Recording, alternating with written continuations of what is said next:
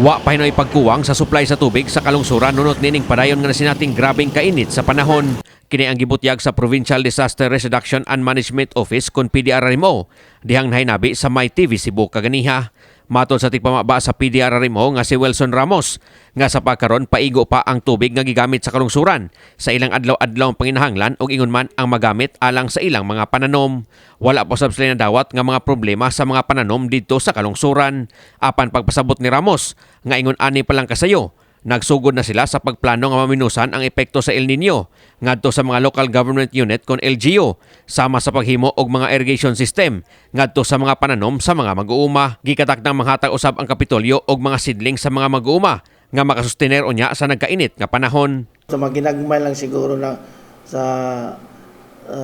pananom, masinati yung sobrang init pero napamatay mga source of water na flowing pa na makakuha sila sa tubig, especially na nandaman naman daan na sa provincial government nagtukod naman sila ng mga irrigation, itong water works ni Giyon sa Ninggob o kaning sa Caravan niya o sa mga daan niya mga different light agencies sa provincial capital ang atong agriculturist na kasi maunsa sa mga farmers matabang.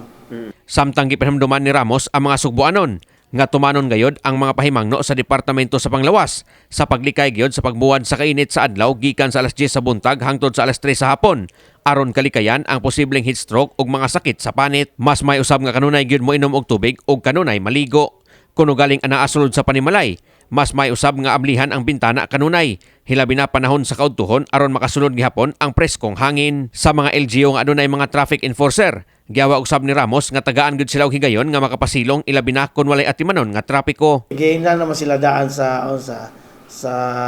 especially sa atong Aritsyo kanina may upland init sa tag-init ro na sa mga guidelines sa Aritsyo.